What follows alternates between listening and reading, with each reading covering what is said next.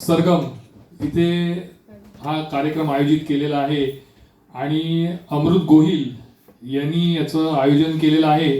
आयोजन करण्यामागचा सर्वात मोठा असा त्याचा उद्देश असा की नंदू लाड, ज्यांना आपण नंदू दादा म्हणतो, काही आंबेडकर म्हणजे नंदू दादा, नंदू काका या नावाने ते प्रसिद्ध आहेत.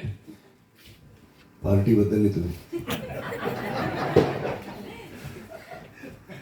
70, 80 आणि 90च्या दशकात, म्हणजे जास्ती सुदेशजींना माहिती आहे, पण मला असं वाटतं की आर.डी. बर्मन असो, बप्पी लहिरी असो, नदीम श्रवण असो, यांच्या चित्रपटामध्ये सर्वात जास्ती जे इन्स्ट्रुमेंटचा वापर होत होता त्याचे शहेनशाह हे नंदू दादा आहेत असं म्हटलं तर चुकीचं ठरणार नाही. आणि गुरु प्रत्येकाचे, माझेही निखिल वागळे, कपिल पाटील गुरु होते. मनरी सिंग जी हे यांचे गुरु आहेत. त्यांच्या तालमीत ते तयार झाले. नुसते तयार झाले नाही तर त्यांनी नावही तसंच कमवलं. आणि सर्वात महत्वाची गोष्ट, अमृतला जेव्हा त्यांचा सत्कार करायचा होता तेव्हा त्यांनी अनिल दादांना सांगितलं की आपल्याला अशा व्यक्तीकडनं सत्कार करायचा आहे की जो लेजंड असला पाहिजे. आणि मला वाटतं गोरेगावामध्ये, म्हणजे राजकारण वेगळं आहे, गोरेगावामध्ये राजकारण सोडून जर कोण लेजंड असेल तर ते आहेत सुदेश भोसले.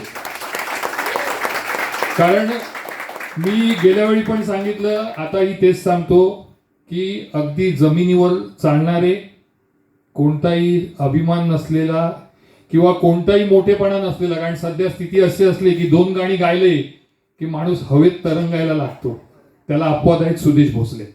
सुदेश भोसलेंना मी अनेकदा पाहतो. त्यांचा येण्यामागचा उद्देश हा नसतो की ते येतात, इथे उभे राहतात, जे इकडचे गायक असतात म्हणा, नवोदित असतात, त्यांना प्रोत्साहन देतात. त्यांचा महत्वाचा उद्देश आणि सगळ्यात चांगला उद्देश की नवोदित गायकांना प्रोत्साहन देण्याचं काम ते करतात. म्हणजे वेळेत वेळ काढतात, येतात, प्रोत्साहन देतात आणि निघून जातात. आणि मला वाटतं की हा त्यांच्यातला सर्वात मोठेपणा आहे.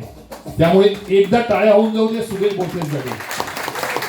आणि म्हणून तेव्हा असं ठरलं, अमृतने असं ठरवलं की जर नंदूदादांचा सत्कार करायचा आहे तर तो सुदेश भोसलेजींच्या हस्तेच करायचा आहे. आणि बाबर मॅडम जे आहेत त्यांचाही सत्कार करायचा आहे, मनीषा ताईंचा. तर अमृत, मला असं वाटतं की सत्कार करायला घ्यायला हरकत नाही आपल्याला.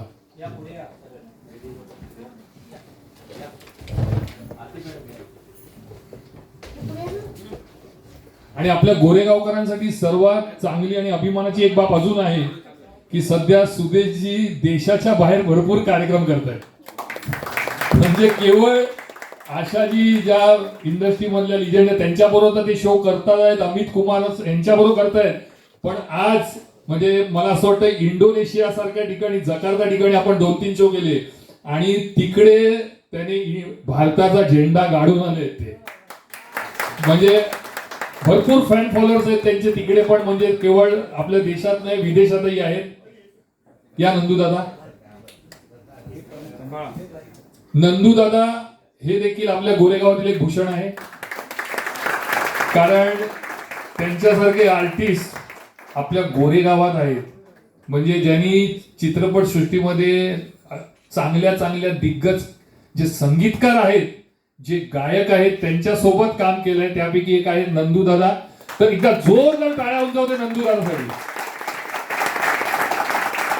मी सन्माननीय सुदेश भोसलेजींना विनंती करेन की त्यांनी नंदू दादाचा सत्कार करावा.